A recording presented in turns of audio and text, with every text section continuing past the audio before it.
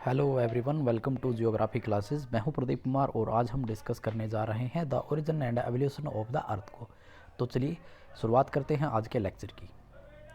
So here you can see the origin of the earth, यानी कि पृथ्वी की उत्पत्ति कैसे हुई है उसको आज हम जानेंगे।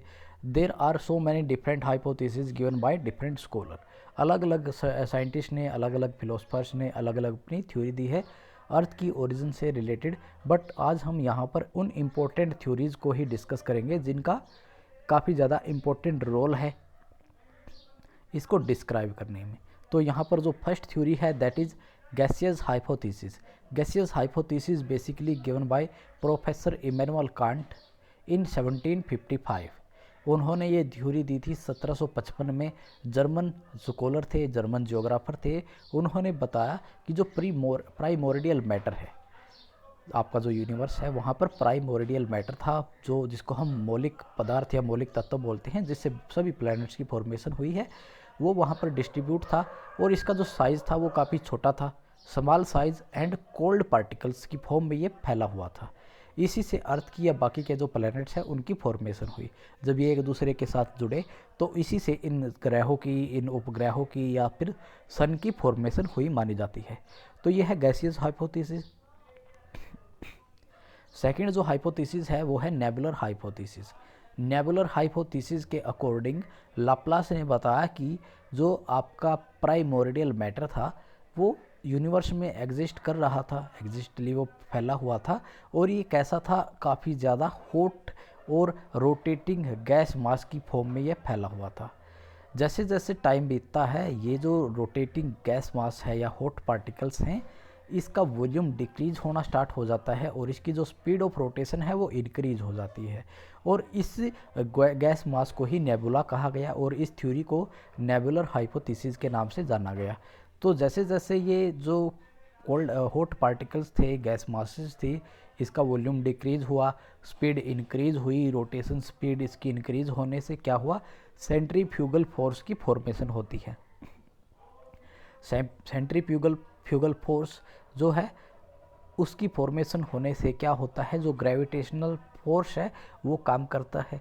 ग्रेविटेशनल फोर्स के कारण जो ये नेबुला थी, इसका एक पार्ट इससे अलग होकर दूर चला जाता है। इसी के बाद कई सारे पार्ट इससे अलग होकर दूर जाने स्टार्ट हो जाते हैं। इन पार्ट्स को हम रिंग बोलते हैं।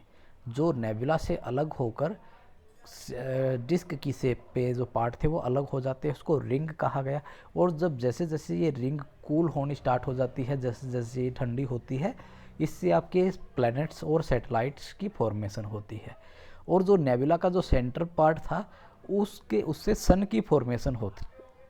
तो यानी कि जो सन है, सन नेबुला का जो सेंटर है वो सन बन जाता है और जो ये रिंग अलग हुई थी ये प्लैनेट्स में कन्वर्ट हो जाती हैं। तो ये थी nebular hypothesis that is given bye Laplace. Basically French mathematician थे, उन्होंने इसको 1796 में दिया था। इसके बाद जो नेक्स्ट हाइपोथेसिस है ये काफ़ी इंपॉर्टेंट हाइपोथेसिस है, दैट इज़ प्लैनेसिमल हाइपोथेसिस।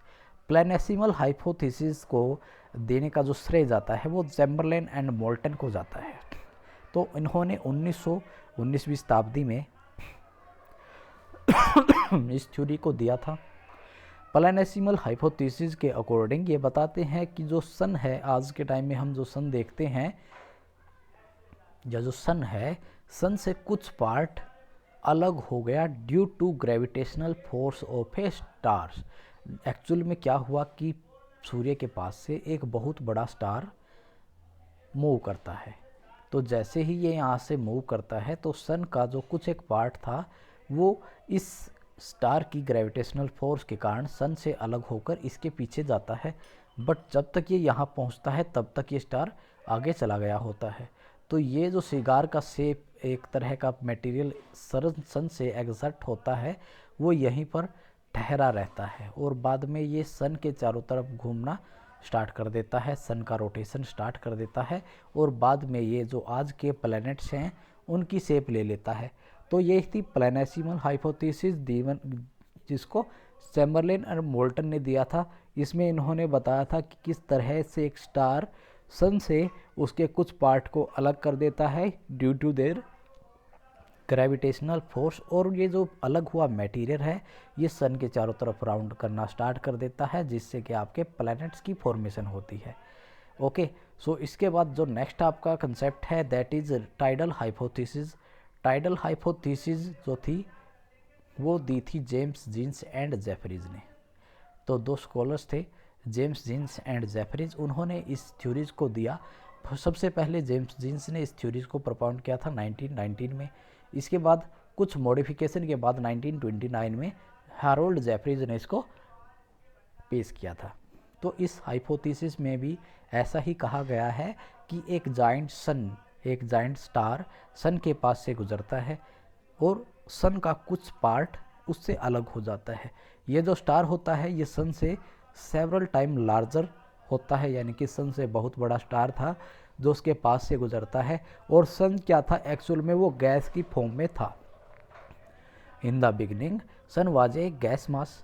सो इस गैस का कुछ पार्ट उस स्टार के ग्रेविटेशनल फोर्स से उसकी तरफ पुल करता है, उसकी तरफ अट्रैक्ट होता है और एक लंबी टंग के रूप में यहाँ पर ठहर जाता है।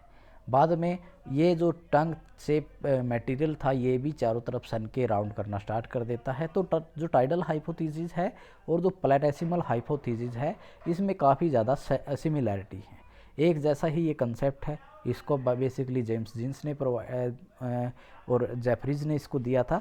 उसको किसने दिया था? चैम्बरलेन एंड मोल्टन ने दिया था। तो ये सेम ही कंसेप्ट है, ऐसा ही वहाँ पर देखने को मिलता था। इस प्रोसेस को हम बाइनरी थ्योरी के नाम से जानते हैं, या फिर टाइडल हाइपोथेसिस या फिर बाइनरी थ्योरीज को कह सकते हैं। जो सेकंड जो थ्योरी है यहाँ पर that is given by Otto Schmidt of Russia and Carl Weizsacker of Germany. तो एक जर्मनी के स्कॉलर है और एक रशियन स्कॉलर है।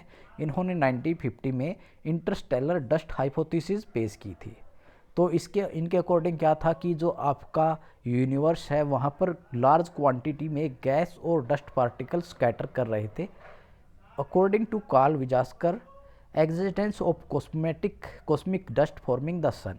जो कॉस्मिक डस्ट थी उससे सन की फॉर्मेशन होती है।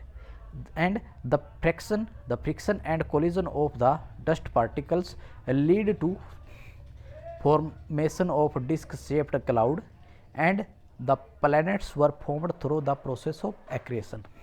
और जो ये क्लाउड्स की शेप में जो आपकी डस्ट जम जाती है उसी से बाद में प्लैनेट्स की फॉर्मेशन होती है प्रोसेस ऑफ एक्सरेशन से। एक्सरेशन की जो प्रोसेस होती है उसके द्वारा जो क्लाउड्स थे वो कंबाइन हो जाते हैं एक दूसरे के साथ और वो प्लैनेट्स की शेप ले लेते हैं। ओके, सो नेक्स्ट इसके बाद जो आपकी हाइपोथेसिस है that is big bang theory. इसको हम मॉडर्न हाइपोथेसिस के नाम से जानते हैं। मॉडर्न वर्ल्ड की जो मेन हाइपोथेसिस है वो है big bang theory. Big bang theory में बेसिकली क्या बताया गया है, तो सबसे पहले जो बिग बैंग थ्योरी का कंसेप्ट दिया था वो दिया था एफ जॉर्ज लेमेत्रे ने। लेमेत्रे ने बेसिकली ये जो कंसेप्ट था इसको दिया था 1896 में। बट उस टाइम पे लोगों ने इसके बारे में ज़्यादा इसको कोई इम्पोर्टेंस नहीं दी, जब तक कि 1920 में एडविन हब्बल ने एविडेंस प्रोवाइड नहीं कराया कि यूनिवर्स जो है एक्सपेंड कर रहा है। तब तक इस थ्योरी की कोई ज़्यादा मायने नहीं थे, कोई ज़्यादा इम्पोर्टेंस नहीं थी। सो फर्स्टली एडविन हब्बल 1920 में एविडेंस पेश करते हैं कि जो हमारा यूनिवर्स है, हमारी जो गैलेक्सीज है वो लगातार क्या कर रही हैं? एक्सपेंड हो रही हैं, यानी कि उनका प्रसार जारी है। 1950 से 1960 के दशक में पोस्टुलेट किया गया इस थ्योरी को और 72 में वैलिड किया गया, यानी कि इस थ्योरी को वैलिड माना गया। अर्थ और बाकी के जो प्लैनेट्स हैं, सन है, गैलेक्सीज है, उनकी ओरिजिन से रिलेटेड। सो इस थ्योरीज में किस तरह से इन्होंने बात की है उसको आज हम डिस्कस करते हैं। तो 13.7 बिलियन ईयर्स एगो गैलेक्सीज नाम से किसी भी तरह की गैलेक्सीज या कोई प्लैनेट यहाँ पर नहीं था। There was a single point name as point of singularity. एक छोटा सा पॉइंट था, एक टिनी बॉल की फॉर्म में एक पॉइंट था जिसको पॉइंट ऑफ सिंगुलैरिटी के नाम से हम जानते थे।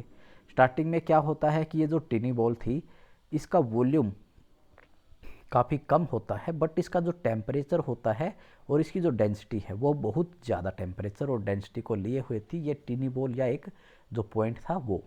This टिनी ball exploded violently at the time of big bang. तो बिग बैंग के टाइम पे ये जो टिनी बॉल है या जो पॉइंट था इसमें एक्सप्लोजन हो जाता है, ये एक्सप्लोड कर जाता है और इसका एक्सपेंशन होना स्टार्ट हो जाता है। तो इसके एक्सपेंशन से बहुत सारी गैलेक्सीज़ की फॉर्मेशन होती हैं, अलग अलग डिस्क की शेप की जो गैलेक्सी हैं वो बनती हैं।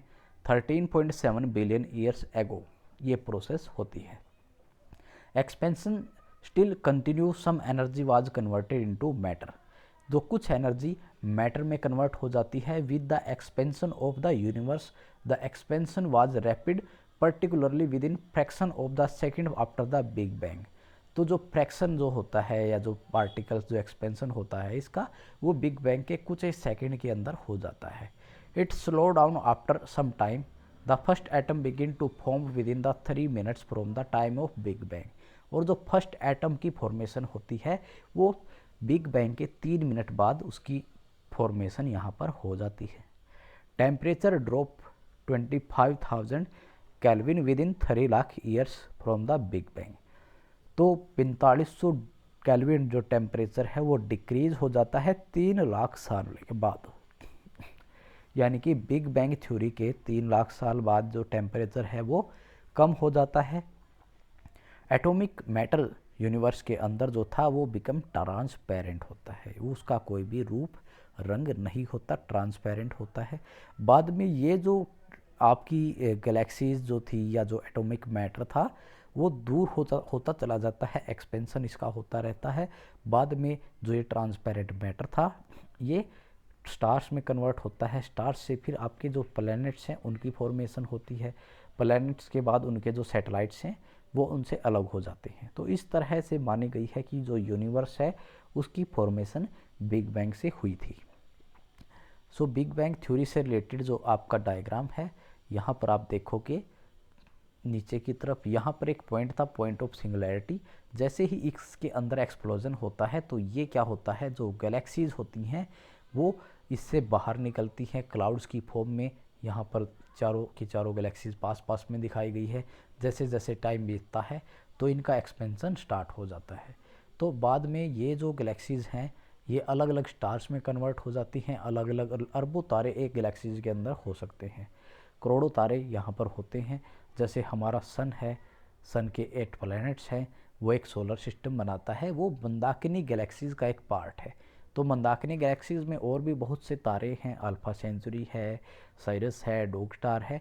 तो इस तरह के अनेक तारों से एक गैलेक्सी की फॉर्मेशन होती है। तो ये जो थ्योरी थी ये काफ़ी ज़्यादा इम्पोर्टेंट इसका रोल है मॉडर्न वर्ल्ड में, इस थ्योरी को काफ़ी इम्पोर्टेंस दिया गया है। इसके बाद की जो थ्योरी है वो है स्टेडी स्टेट थ्योरी।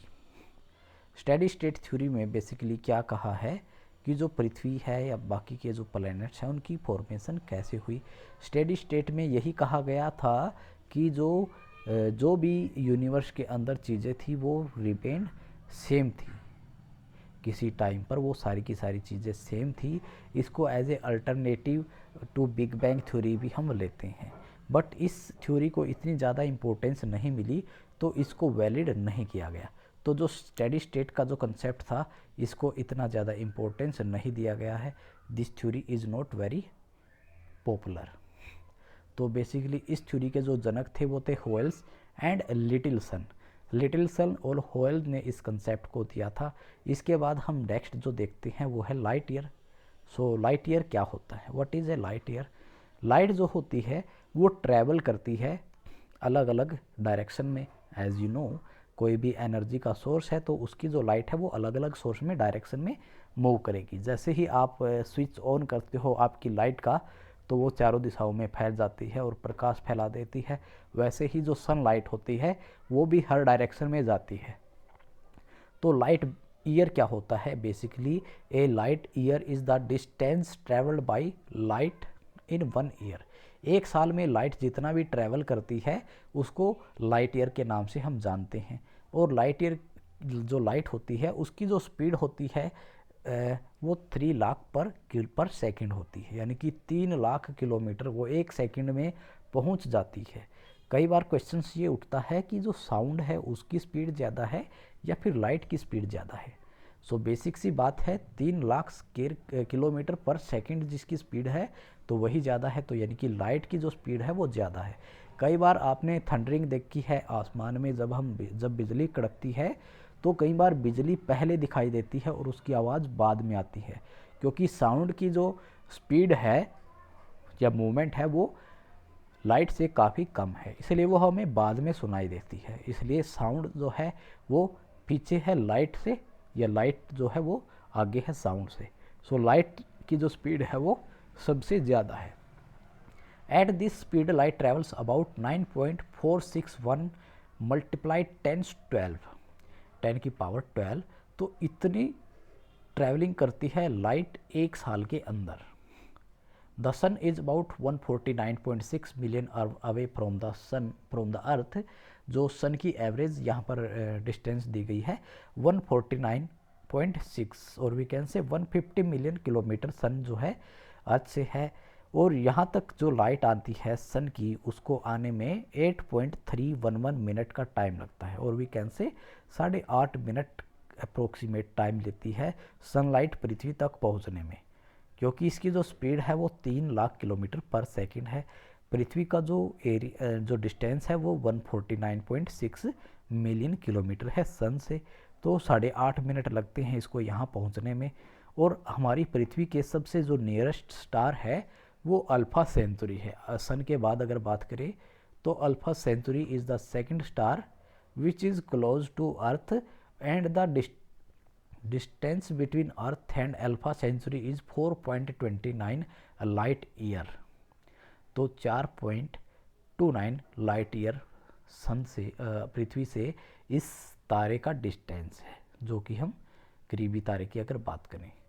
तो ये था आज का लेक्चर। आई होप आपको ये समझ में आया हो। तो मिलते हैं इसी तरह के एक नए लेक्चर में, तब तक के लिए thank you and God bless you all.